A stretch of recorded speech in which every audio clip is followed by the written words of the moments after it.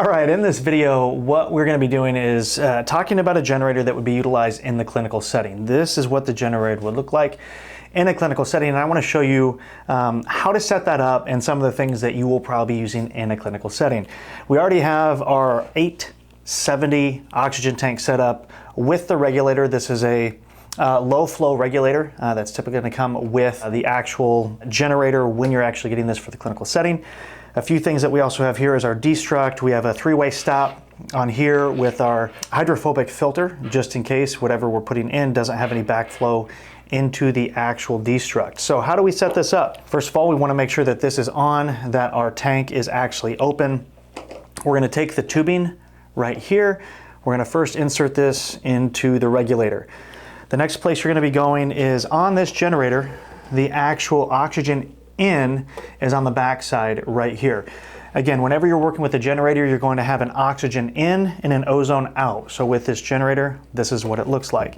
So we're going to take the tubing on the other end and insert that into the oxygen in.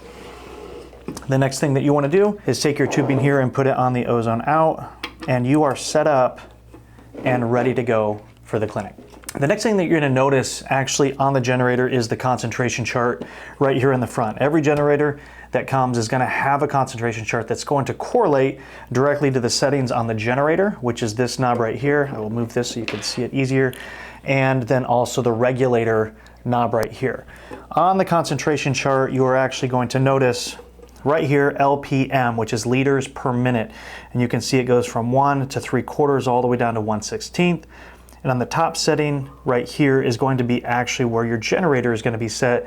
The numbers correlate 1 all the way through 10, 1 through 10. So when you're going to be setting your gamma concentration, those are going to correlate. So if we were to say that we wanted to do 10 gamma, we would set the regulator at 1, come across here, and then you're going to set your generator at 6 to equal 10 gamma. All right, now that we've actually gone through the chart and understanding where the regulator settings are and the generator settings, I want to walk you through how to actually figure out your concentration. So let's say that we're going to do major autoheme therapy, and the gamma setting that we want to get this to is 55. So we come across and we look at our chart at 55. From 55, we're going to go across over to where the regulator settings are, which is 1/8, which is where I'm going to want to set the regulator right here.